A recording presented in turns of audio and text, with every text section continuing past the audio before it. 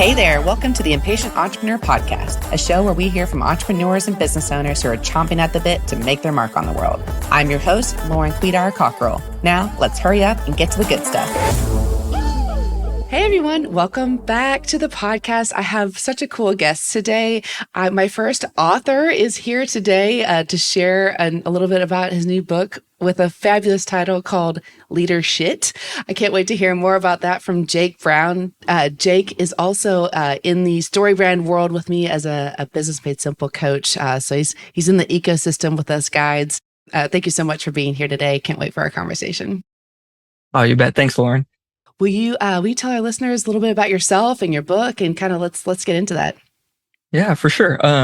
So first off, I'm married. I have 4 kids. So a lot of my life has to do with playing and distracting things with play. Mm-hmm. That is just how I operate as an Enneagram 7. Love it. It's how I keep 4 kids in orbit without draining my super introverted wife. Mm. And then my background, I actually came up through marketing agencies. I've rebuilt 2 marketing agencies. Like I've gone on staff, helped them grow and build it.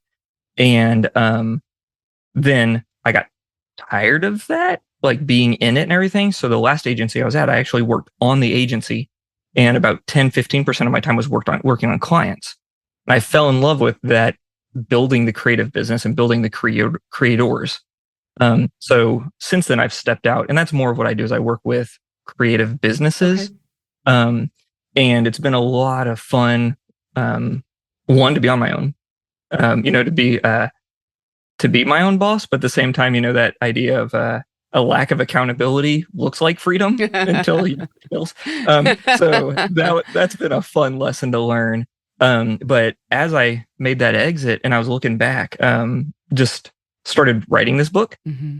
And actually, I just started having conversations with people that a lot of them were stuck in a creative, or, they wanted to be creative, but they're stuck in a bad role or a bad boss. Mm-hmm. And just started having all those conversations, and just pulled my resources, those conversations together, mm-hmm. and became the book. I love it. And when did you go out on your own? I decided to go out on my own in 2020, right? Like right when everybody's like, let's be wise here. A wife and 4 kids in tow. And I was like, you know what would be great? No check. Let's try. Well, nothing was guaranteed that year or any year for that matter. So, and to be honest, to be fair, it was actually my wife's, at her guidance. Like we were looking at it, we had the runway, we had everything we needed. And to be honest, it just boiled down to, she's like, I need more of you. 60 hours at work. Mm-hmm. And then, I got to the point where it was just the leftovers weren't enough. Mm-hmm. So going through that process and everything, we decided what I actually like doing is working on the business and with the people in it and helping them learn how to be creative and leaders, as opposed to rotting. Yeah. And with that, as we just talked about, it was like, let's give it a go. Mm-hmm. We set a runway and we said, let's give it a try. And I don't say it accidentally worked, because I worked my tail off. Right. But looking back, like what I know now, I'm like, it only worked because I was ignorant in the beginning. Yeah. Kind of like parenting in some ways. Exactly. That first kid's the practice kid, right? Yeah, the first pancake. Oh my goodness. Well, good for her and good for you. My husband was the same when I was going out on my own. It was like, yeah, we're fine for this amount of time. I believe in you. This is the right thing to do. Let's do this. So did you have that moment where it's like, I believe in you, and you go, really? Why? Like, that's nice.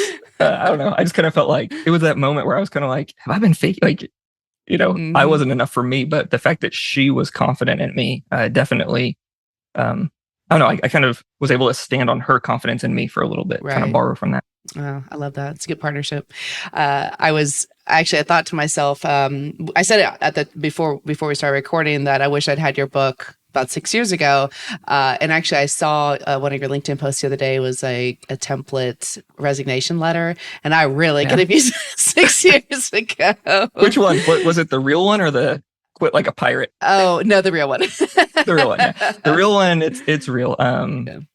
Because like I said, I had, when I was looking at the book, when I was just having conversations with people that were in the creative space, I had, in the course of about 3 months, I had 200 either coffee conversations or Zoom calls with people that were they really just felt stuck or trapped or whatever.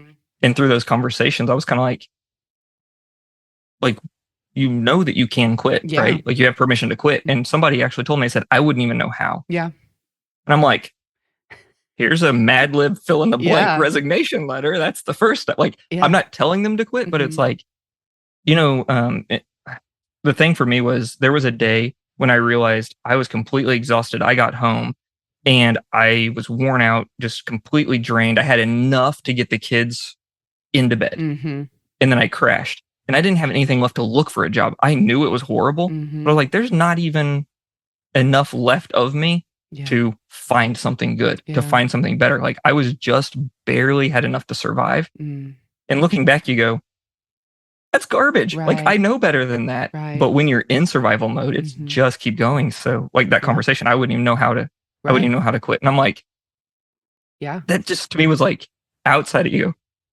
Like I remember living it, but afterwards it's like,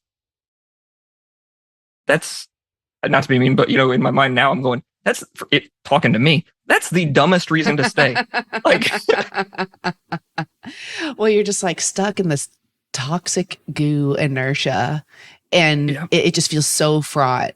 And, you're likely like me, I have had your confidence kind of quickly or slowly eked out of you. And it's like, how would I even begin just to have this conversation? But if I'd had something like that, I probably would have removed myself rather than needing to be removed from that situation. So I'm glad you're putting this out there. But I have to ask you the $1 million question. Are you an impatient entrepreneur? I am impatient and I am an entrepreneur. And before listening to their other episodes, I couldn't fathom the idea that somebody would not be an impatient entrepreneur, because in my mind, the only reason you are an entrepreneur, it's like there's a problem, there's something that you're going to do. And it's kind of that idea of like, hold my beer and watch this. Like, I bet it's going to work. I'm going to strap myself to a bomb and I hope I make it to outer space. Like, that's the mindset of an entrepreneur. And somebody goes, I'm not impatient. And I'm like, so for like 7 months, you're taping yourself to the bomb. Like, just move slow. I just couldn't comprehend it. But after listening, to some of the other episodes, I'm like, okay, it takes all of us. And I know that I depend on people that are wired that way. But I do think that the way that I operate and the way that a lot of entrepreneurs operate are a lot of experiments and running and just, we're just lighting a lot of fires. Some of them burn out on their own. Some of them we just run away from. There's just constant crazy stuff going on. And then the other one is like, honestly, I think a lot of entrepreneurs, we end up entrepreneurs because we're not employable. Like, the fact is we can't stay contained. It's like, here are the 37 rules. And I'm like, I got 3 rules. 1, feed my kids. 2, have fun. And 3, lighten their load. Which means like make my customers, make their clients' life better, on the other end. Any more than that, like, no, thank I mean, I have to pay somebody to do like taxes and all that. Cause I'm like, those are rules that I can't.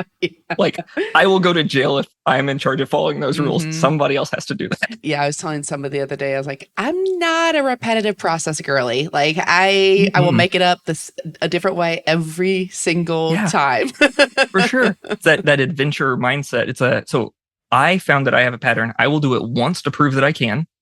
So my wife would be like, there's no way we're going to have these dishes done before we leave. Hold my beer. She plays me hard. I'm like, bring it. But I will do anything once to prove that I can, it seems. And then a second time, it's going to be streamlined and it's going to be documented. Because by the third time, it's delegated, automated, or gone. I just know that if you expect me to do the same thing 3, 4, 5 times, you're going to get garbage. It's not going to be efficient. And the fun part's done, which means my energy's gone. And it's like, if I don't bring energy, if I don't show up as me, like my superpower, I'm showing up as somebody else, and you're going to get, like I said, that garbage work. Not really garbage, but it's not something I'm proud lifeless. Of. And I'm going to be drained. I'm going to be drained at the end of it because I'm working out of, honestly, frustration. So hilarious. We are birds of a feather for sure. That's awesome. So is there anything that you're really enjoying reading or listening to right now that's kind of fueling you up and helps keep your entrepreneurial spark going? Yeah. So this is really interesting. I'm highly dyslexic and ADHD. So with that blend, I force myself to read a lot because my wife taught me to love reading. Good. So she's a saint, by the way. She's amazing. Like, she puts up with this. Like, she makes this grown up. I'm always reading. I just finished for a second time. It's a Storyteller by Dave Grohl from Foo Fighters. Oh, cool. Yeah. He is a phenomenal storyteller. Really? Okay. It is really, really great. To me, like, I've talked to a couple people about it. To me, it's kind of depressing because when I read through it, it's really great. The story, his story, the way that he approaches like serving people in the audience, like it's a really neat memoir collection of stories. And like I said, he's a great storyteller. But for me, it's kind of like I get this sense that when the lights go off and when he walks backstage, he's empty again. And it's just this really interesting kind of dichotomy, like reading through that. But as far as being a storyteller, he is phenomenal, hilarious. He kind of comes across as this like little, really nerdy homeschool guy that doesn't really have any friends. And you're like, you're Dave Grohl. Yeah, like one of the most iconic rock and roll legends of our time. Right. Like, I don't think you get to play that card, but it's just really interesting. Yeah. He talks about being like, the dorky dad at his daddy-daughter dance and all this kind of stuff. It's funny. So I read, just finished reading that one. And then we stage our kids, like stagger them, going through Harry Potter. So what happens is when they hit their birthday, they move up to the next book. So we have kids at different levels going through the Harry Potter stuff. So that's really fun because I think for instance, if you're familiar, if you're listening to, like, you watch Harry Potter, number one, you should find the official audiobook of Harry Potter. This guy is insane. Like, he wins awards for all of his different characters and all this kinds of. It is amazing. It comes to life. So we like to listen to that as well. Sometimes we read out loud to the kids, but it's really fun to watch somebody else experience it for the first time. And then they have all these questions and stuff. And, Donald Miller talks about the story loop. Yeah. It is so fun to watch them agonize at the end of a chapter. It's like, time to go to bed. And they're like, but what happens? Yes. And I don't have that anxiety because I know what happens. And I can just watch them, like, the frustration eating at them. That's so fun. And then, the next day, just that they run back into that excitement. Like, I mean, if you have that story loop, like, this is like a great parenting hack right here. Find something with huge cliffhangers, and your kid has to have all of their housework, their bed made. They finish everything. They get ready for bed. Like, kids will get ready for bed 2 hours early if they have this to look forward to. It is amazing. I actually have employed the open story loop to get my early reader into independent reading because we were reading a story together, the Humphrey series, which is so cute, Humphrey the hamster. And I was like, just one chapter tonight. We got to go to bed. And I finished the chapter and it was like, oh my God, what's about to happen? And she was just desperate to know. And I said, well, you can stay up and read it by yourself if you want to. I'll let you read alone. She's like, okay. And so, well played. Yeah. And then when I saw the next morning, first thing she did when she woke up, she's just sitting there reading again. I was like, yes, I did it. I didn't know if the day was going to come. You do have to find in art, like a book that connects that message, that story, because there are some authors that, that are just great. And then there's some authors that connect with certain people. Because for me, it took a lot. Like, it really was in college reading Harry Potter going, wait, there's something it's worth turning the pages. It's worth this hard work of making sense of the words, of, working through it. So yeah, that double whammy too. Good for you. Oh, so that's what you're enjoying right now. All right, so you just created this huge thing. I mean, creating a book, kudos to you. Congratulations. It's such a huge deal. Are you creating something else? Is there a sequel or a part two? Or do you want to talk about what you have created? There's always stuff creating. I say I come from a tribe of makers. We are constantly making and reorganizing and redoing things, rethinking our thoughts. So yeah, there's always stuff. I've got, I'm working with my 13-year-old. We're creating a fiction story, kind of a novel that might grow into more, but it's just a fun story that we go back and forth. We pass notes back and forth and then organize it, and it's moving forward. That's fun. It's really up his alley, and it's been fun to do. Cool. And then I have another book. I actually started a book about communication first, and I started interviewing people that were in the creative world, specifically about creative briefs and handing off projects, because meetings and delegation are really, they're just two horrible realms in a lot of businesses, especially in like, whether it be an agency or creative or a service base. Because what's happening is the client is paying you money and delegating a problem to you. Yeah. And then they meddle. Like a lot of times they meddle and they want to play in there and they mess stuff up. And then we just hand it down to other people or offset it. And it's like, by the time you get it, like, clients are the worst delegators. You get it and it's like, well, I'll like it when I see it. Or my cousin likes purple. And I'm like, who cares? It's like, or they come up with all these ideas that are really just them trying to play in the sandbox. Yeah. And we used to say, peeing in the sandbox isn't playing in the sandbox. Like internally, we're like, you need to go get the client out of here. So the idea was, I was having those conversations, and more it came up that it was this really, there's misaligned expectations between the client and the person working. But then more and more conversations actually start talking about, it's not just the delegation with the clients and communication. There's communication internally. But it was just like, the boss sucks. I can't take my boss. And having those conversations and realizing that most people expect a boss to lead them, to grow them, to take them somewhere, to advance them. Most bosses don't do that. Yeah. They're not leaders, they're bosses. And that's, I think, neither one's right or wrong, as long as both people sign up for the same thing. Right. And what I found out is most people didn't, and it seemed that there was this big, massive hole of people that wanted to be mentored or grown. So I just said, here's my experience. Started having these conversations. Here's my experience. Nobody was investing in me. And I accidentally just got fed up and started finding other places, resources, started growing myself. I started just leading myself. And then as I started growing and developing and moving, other people just kind of fell in following that. Yeah. And then I was able to invest in them with some simple things. And that's really where the conversation started going. And then over and over and over in all these conversations.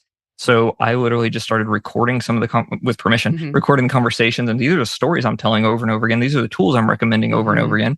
And then it was like, okay, pull that together in the book.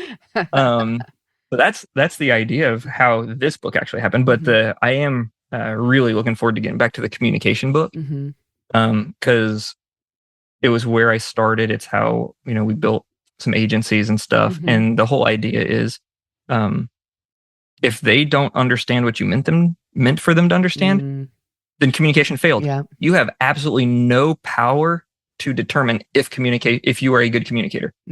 Like, other people vote, you have no vote. Yeah. Like, that's how it is. But you can influence it. You can do all of the work. And the idea, actually kind of off top, but it comes from a story when my wife and I were married. She was running marathons. Because she's Superwoman. We've already covered this. Saint, so she was, Superwoman. So she was a marathon runner, and she came home from a long run on a Saturday, and she came in the front door, and I was like, I don't know, drawing or something in the living room, real helpful. She walks in, and I said, do you want to make cookies tonight? And she said, oh, cookies sound good. And then she went to take shower, clean up and everything. I went in the kitchen, I got all the ingredients out on the counter and went back to what I was doing. Yeah. And she came out. And here's the thing. My words were, do you want to make cookies tonight? And she came out and she was mad because she said, I came out expecting cookies and you made a mess in my kitchen. Yeah. And I was like, you didn't listen to my words. I started blaming her. But the more I started thinking about it is, that's really communication. Like, did you provide for them? Did you do it as a service so that they could understand and move forward? Was it for them, or was it just because you wanted to talk? Like, did you just fly in, take a dump on their desk and fly out? Or did you actually give them something useful, right? I'm using a lot of like bathroom analogies. I guess I got the book. Scatological metaphors.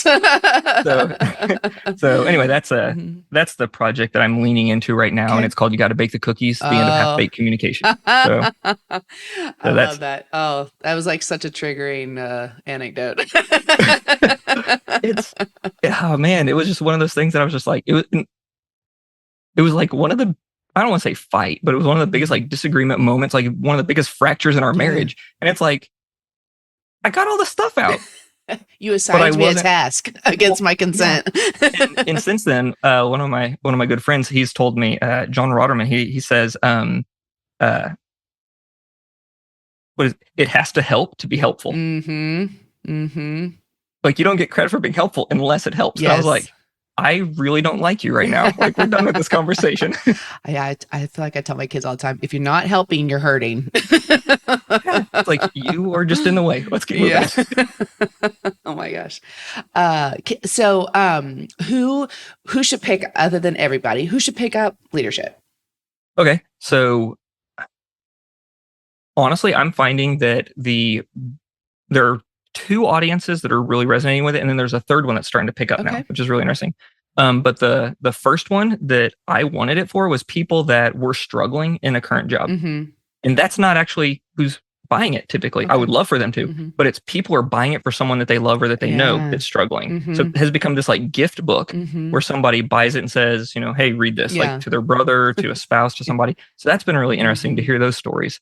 The other one that is the one that kind of gets my heart. That's what the book is for. The next one is the one that's a lot of fun. And this is people like you, like, man, I wish I had this 6 years ago. And then they read the stories and it's like, it's my painful. Like, there are memoirs. There's a memoir arc in there. And it's really painful. But even for me, like, looking back at it, it's like watching a sitcom. You're like, no way. Like, this is like, it's right at that border where you're like, it's believable and it's not. Like, most people probably wouldn't believe this unless you've lived it. Then you're like, yes, like, I know exactly what expression is on his face right now. So that's been really fun to talk to people that are somewhere in that healing journey. And especially people that are healing and are now deciding that they want to advance their career. Like, they were in a bad place, then they moved over here to heal. And now they're like, okay, now I'm ready to grow myself. Like, I've worked on that. I'm healed. Now I'm ready to grow myself and invest in other people. So that next step up. And then that's the third one that I didn't really expect is early managers, or even what I would consider immature managers.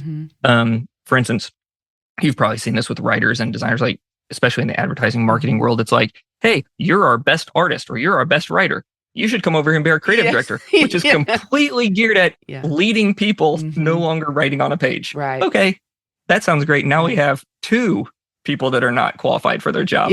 Great. So there's a lot of that, like art directors, or even like people that are managers and other, in other fields that I'm hearing back from that they basically got promoted because they were the first person in line. Somebody turned around and they're like, you're promoted. Congratulations. It's easier for me to pick you than to look for a qualified candidate. Congratulations. Now you're my problem. So that's, we've seen that in pretty much all industries have that, but a lot of times creatives, because we're just moving in, or entrepreneurs, we're just moving fast. And it's easy to just tag somebody else and say, delegate all of the problems. I don't have time to tell you what they are yet. Now they're yours. Good luck growing and figuring out and fixing it before I come back. So that's kind of I've seen that too many times. Is this therapy? It's definitely, so there are leaders that are getting this book and are starting to either look at their career, or one agency owner that I know, he actually bought it for his people. I was like, dude, how is that for a power play? Like, he bought it and said, hey, read this because I want to be better and I want you guys to hold me accountable. So he has somebody on his staff that is the operations. Like, he's the owner and there's an operations, like the agency manager, and they're reading the book and reporting to her. And then she's the only person on staff that he is accountable to. In any way. It's kind of hard. If he just said, I'm done with you, go away. It's Texas. You can do that. But the idea is that is the person that he trusts and he is accountable for. So they can blend that, take all that information. So I just thought that was really interesting because he realized that he was bossing people. And he said, one of his comments was, he said, I'm treating them like AI robots. Like, I don't let them make decisions. They're just processing information, spitting it out. They're giving me output so I can get all the credit. And he was wanting to change how his agency's wired. And I was like, that's to me, I'm like, okay, if somebody's willing to say that, like, I want to go work for them. Like, that's the kind of person that you want to follow, as opposed to just survive and get a check and maybe insurance. Who knows? Well, good for him for acknowledging that and Yeah. taking, coming to that on his own or with the guidance of a book. it got to the point where, honestly, he had built the agency, he had built his business, and then he was carrying the business, and he felt like he was carrying all of the employees as well and pulling them uphill as he was moving. And he finally just got to the point where he was like, I think I'm just going to can I sell it? Can I get out? What can I do? And then he was like, or I could just decide this all isn't my job. Yeah. So, I mean, he got to a breaking point. And when he would he turned around to blame, like we would, man, I can't take this job anymore. And we want to blame that boss for not developing us or helping us. And there was no boss. He was employing himself. And it was like, oh, sometimes the worst boss is me. Oh, yes. Yes. Because I know, like I said, when I started out, you talked about that impatient, and I was just driving and doing everything. There was a point that I stopped and I said, I am the worst boss I've ever had. Yeah. I am abusing myself. I had to realize that and then make some pretty big changes. But looking back, I'm like, it's obvious. Yeah. It doesn't hurt. But when you're in that moment, you're like, I can't let go of this possibility that it might turn into a contract later on. And you're like, yeah. Or I could take that time and just fulfill 2 other smaller contracts. Like, settle down, ego. Not helping anybody right now. Oh my goodness. I really, that first group really resonates with me. Again, wish I had this 6 years ago, because when I left a not great situation, so many of my friends came to me and were like, I'm so glad you're done with that. You really weren't yourself anymore. And I'm like, why didn't you tell me this during the time? Right? Where were you? Well, that's what I started wondering. I'm like, was I not listening to you, or were you too much of a coward to tell me? Like, are we friends? Yeah. No. I guess it's kind of like you're like in a bad relationship. It's like, oh, I have to be careful about how exactly I mention this, and I get that, but also I thought I didn't realize how much it had really broken me down. So that's what I used to tell people. I didn't realize how little of me was left. And then at the end, so there's a chapter at the end of the book. I call it,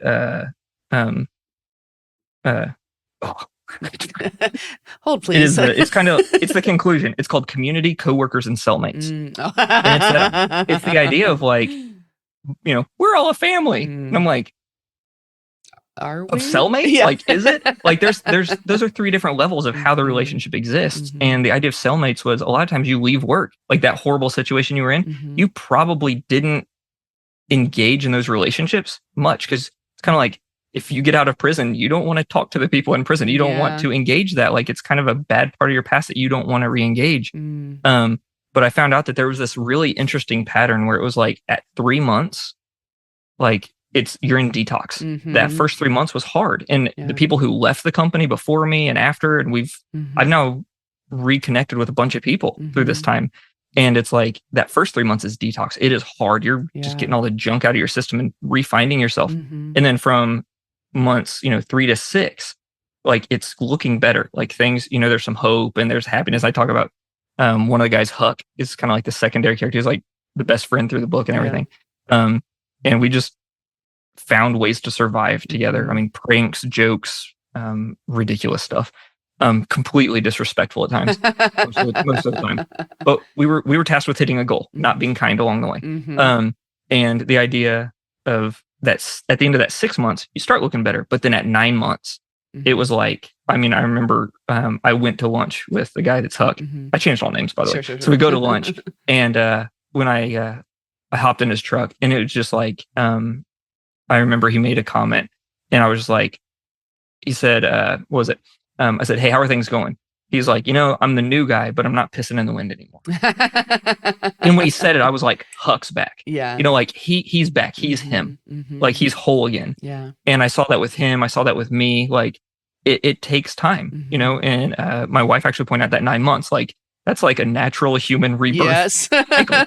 It takes that long. And we just, at the end of that, I'm not going to say you're completely healed, but it's not easy. I expected to be done there, and then okay, I'll take a week and organize my stuff, and then life will be good again. And it did take some work, because I had a lot of garbage just stuck to me, I guess. Absolutely. Same. And it wasn't, I've only started sharing publicly about my experience in the last year or so. And it was 6 years ago. It just really had so much shame attached to it. And it's wait, hold on. Wait, it's how is this my fault? Yeah. Like, hold on a second. Wait a minute. Like, we failed by the outward appearance. Yeah. And that's probably, man, wow. Thanks for that free therapy. Looking back, you're like, that's part of the anchor that tethered me in there was that I'm growing a thing. You know, it looks good to some people on the outside. I'm proving something. Back to that, like, I'll do anything once. I'll prove just to prove I can do it. Looking back, I'm like, that was a fire that just needed to burn itself out. Yeah. I needed to move on and do something else. Yeah. And I stayed fighting that fire for, too long. Yeah. But, and then I justified it in my mind, oh, there are all these other people that I'm protecting. I'm helping them grow, which it was. That is what I was aligned to, is helping people. Sure. But no. Looking back, I'm like, man, like, I knew what it was going to be probably 9 months in, but I stayed for years. Yeah. Oh my gosh. And you go, well, live and learn. Exactly. Again, we just kind of get sucked in and they're like, I don't know how to leave. I don't know. For sure. Where's the exit window? Is there anything you're impatient about right now? Right now, I'm impatient about everything. Like,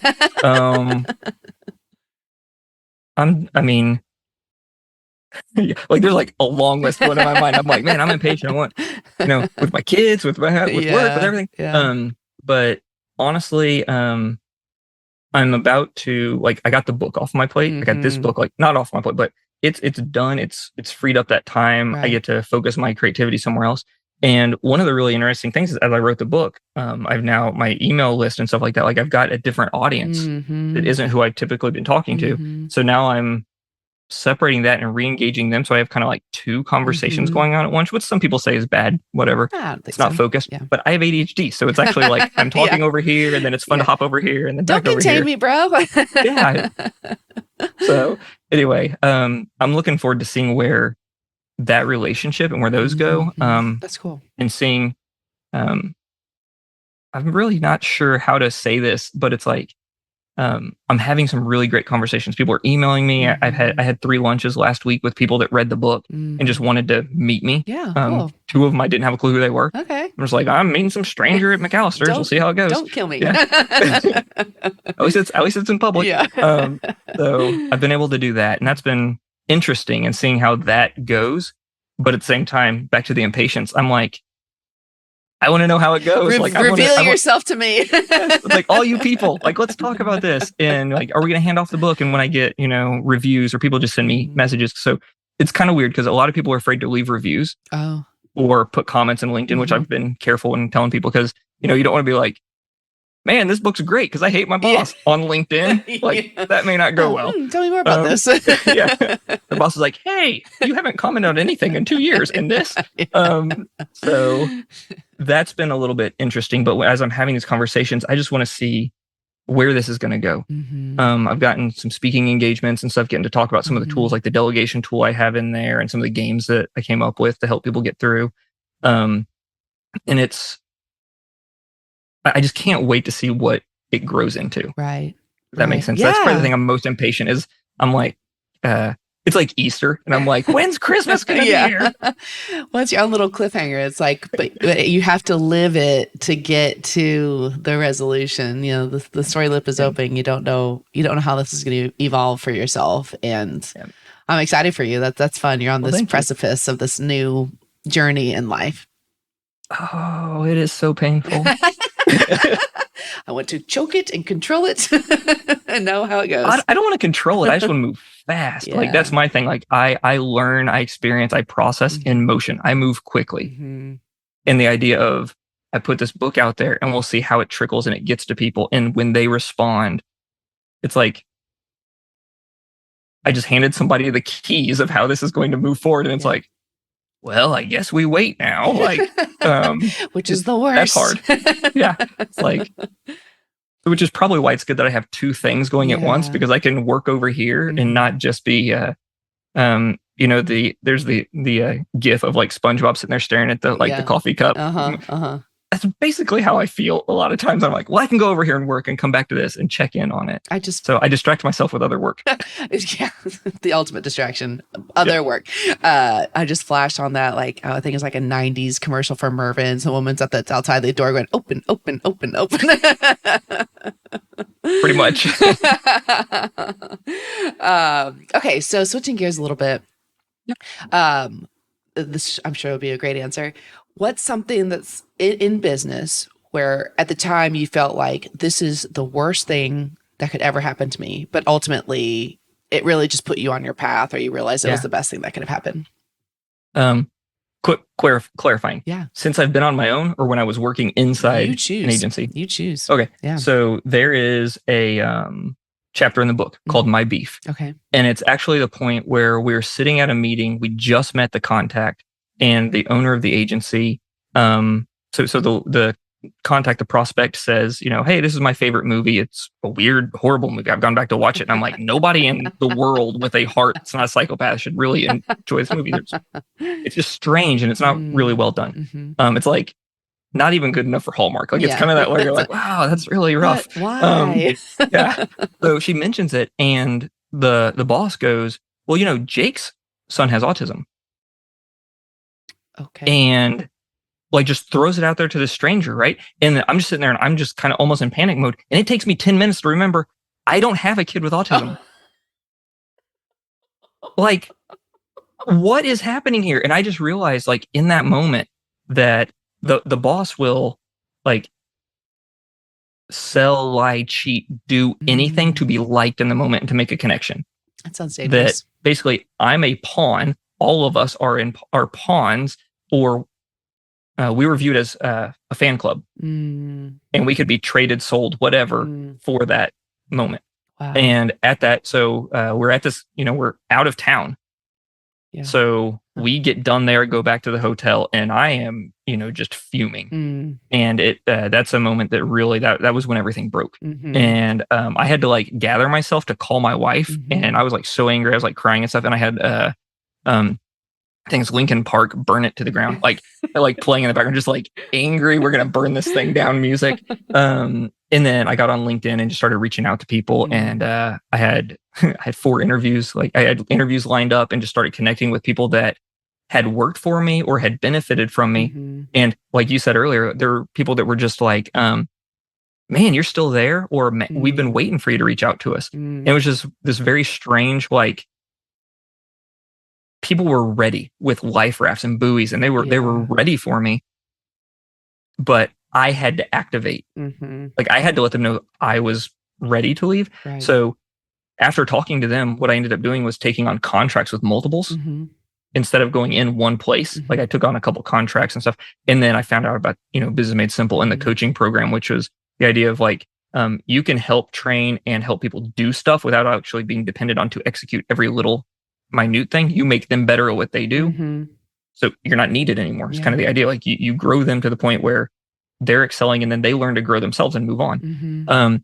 And I was like, that's what I do. I make creators. I make people. I don't like, I help them progress, but I don't want to be looking at revisions or logos or copy, or I don't want to look at that stuff anymore. Right. Yeah. No, thank you. It's like, I accidentally got into this career. Yeah. So that moment really broke everything. Wow. It wasn't just like the surface pain. I mean, it went just super deep, and it broke. And it was just like, I'm done. Yeah. Like no questions. So it's like the veil has been ripped away and you finally see everything clearly. And you're like, what? And looking back, it was like, you look back and you're like, I mean, it was just, to me, like in that moment, it's like I looked back and it was just like death. Yeah. Like it looked like Texas summer. Everything is dried up and brown, and there's no way it's coming back in spring. Like that's what I thought.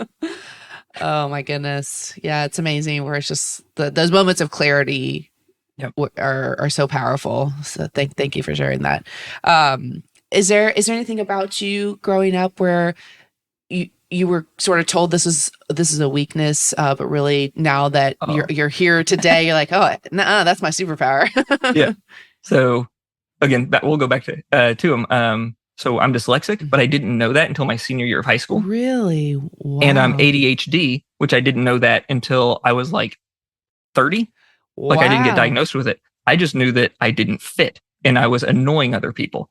So in like second grade, I still remember, I won't say the teacher's name, but I remember the teacher's name. We had reading groups and there were the Eagles and the Blue Jays and, you know, the Cardinals, like all these beautiful birds and everything. And then there was me and this other kid and we were crows. And I'm not even blackbirds. Like as a little kid, you go, I'll be a crow.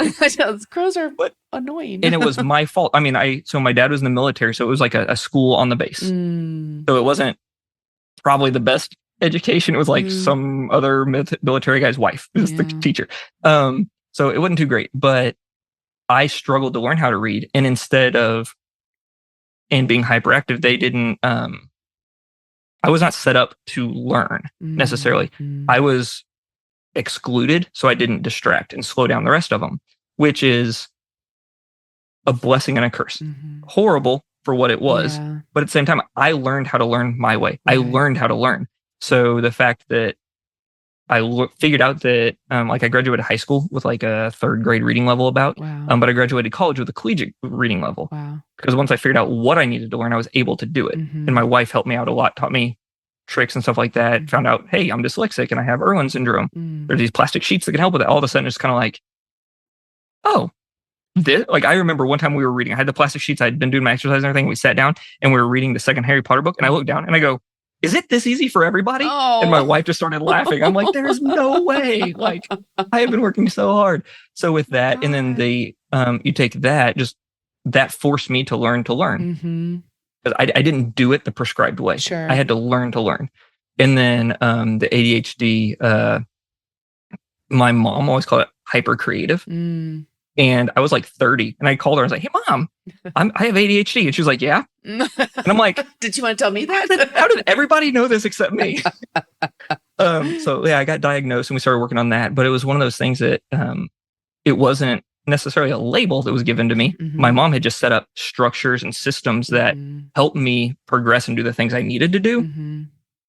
So I learned how to learn and I learned how important structure was because the way I like to think of it, I am very creative off the wall. I mean, you probably know I talk fast. My brain just, it's like a carnival in there. I love it though. The idea of if there's a structure, I actually thought of this a couple months ago watching my kids play in the backyard. They built this platform out of old pallets and stuff like that. And they were jumping off of it. Well, it was like rickety and they weren't going very far. Like they were basically falling off. They're going like 2-3 feet, right? So then they asked me for help. We went out there and we shored it up. We hammered it. We braced it, actually put real screws in it and stuff. And then when they were able to climb up on there, that structure that they could depend on, they were just launching themselves as far as they could across the backyard and stuff, like to the point where I'm like, don't tell Mama we're doing this. But it was like, hide this later. Yeah, I mean, it's like, let's get a rope and see if we can go further. I mean, like we were having so much fun. But the idea of they trusted the stability that was under them. So then they could do wild, risky, creative things. The whole point of being creative is to risk change. And if you can depend on that stability, if you know that you can depend on that, then you can jump real far because you know how to get back home. You know how to get back. But if you don't trust the stability, then you're jumping as kind of little bit as possible. Like, can I get credit for this and still get back? Like, so those are kind of, I would say those two things definitely, excluded me from normalcy as a kid, but because of that perspective, because of what I learned that way, and it's not like, anyway, those just, it was like a slingshot. Like I was pulled back from everybody else. And then once I figured out what potential I had and I let go, I could just take off and fly and do my thing. And it's been a lot of fun knowing that now. And I would even, so to like, let you know, like I was told that I was excluded because I couldn't participate with the other kids and all that kind of stuff. But then I graduated college with a 4.0. Right. So you go back and you go, I was afraid that I was like just dumb and broken and I couldn't participate. They just didn't know what to do with me. Right. Like it wasn't their fault. They just didn't. I'm weird. But hey, so is success. So let's go with that. But it's like, I'm weird. I didn't fit their system. So. they controlled the best they could. Yeah. Well, what a special young boy you were.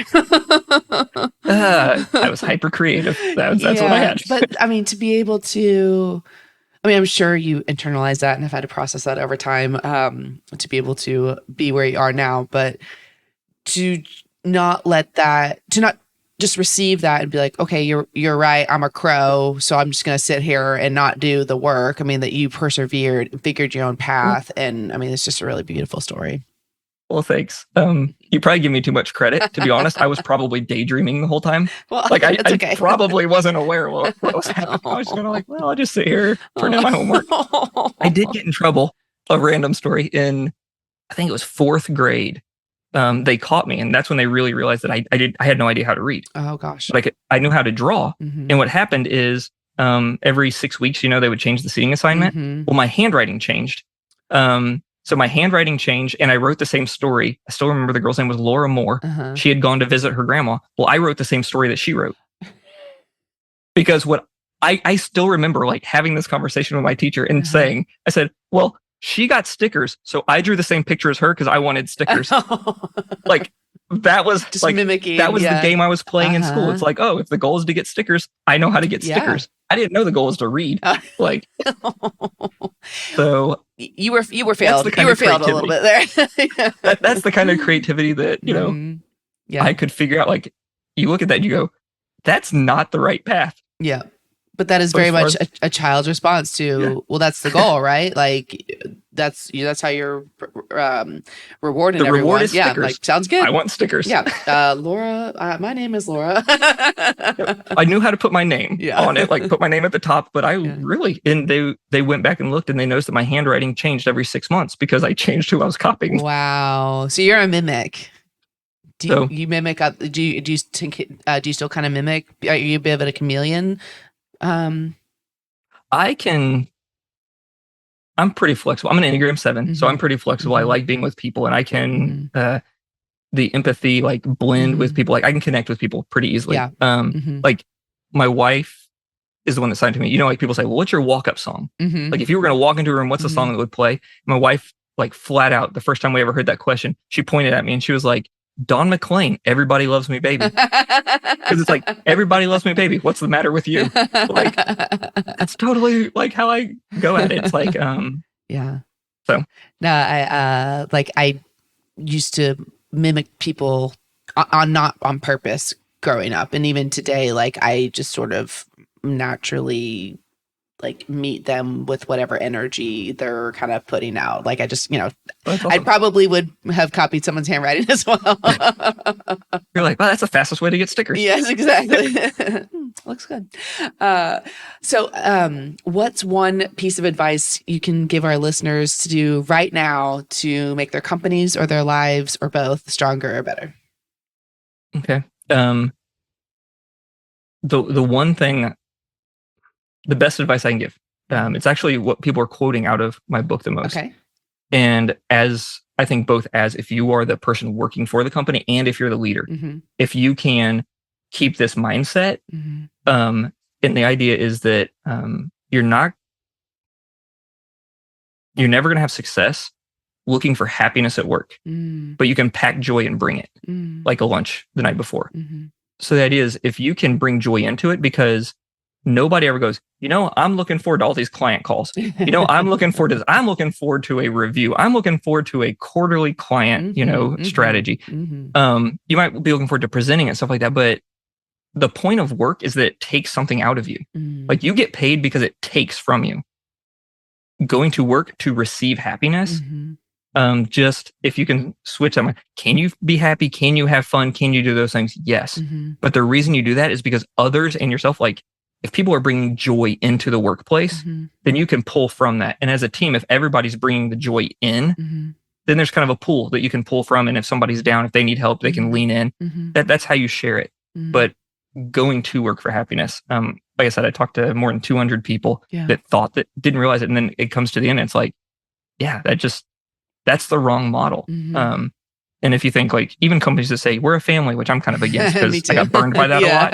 But the idea of like, even what a family does, well, if mom's sick, dad's cooking and it's the best you're going to get. Like that's what we do. like we take relationships are about, I mean, you can't go into any relationship to take only. Right. And we forget that work is really a relationship where somebody's giving you money because they're taking from you. Right. They're buying something out There's of a you. transaction. Yes. I love that. Thank you. This has been such a wonderful conversation. I'm so glad we're doing this. Thank you for coming on today. Will you tell people where they can connect with you online or where they can buy the book, all that good stuff? Yeah. The fastest way to find me is to go to leadershit.co. Hit that website. You'll be able to connect with me anywhere. Or if you're a little bit, if you want it to be office safe or home safe or whatever, you can go to leadershit.co, one word. That works well. And I will say, if you do want to get the book, I know for me, like at first I was like, I don't want my kids to see this, or could you read this at work? You just, I have work safe covers that you can print out like inside the bonuses where it's actually Leadershit. Yeah. And it looks like a really bad 80s, 90s management book where you can put it on there and nobody's going to question what you're reading. They're just going to be like, oh, why are you reading that? And walk past. So clever. I love that. Well, thank you again. This has been awesome. I hope everyone goes and buys your book for themselves or to give it to somebody who might be struggling a little bit right now. Yeah, if you're hearing people whine, this is a good way to be like, here, you should read this. And I promise it's funny. There's like 20 the opening chapter is called Hallway Assassin. And it's about how we weren't allowed to talk and interact. And we started pretending to kill each other in the hallway, like little kids, like we were playing this pretend game, assassinating each other in the hallway. And every chapter just kind of grows from there. So fantastic. It's hilarious. Well, congratulations again. Thanks so much. Thank you very much.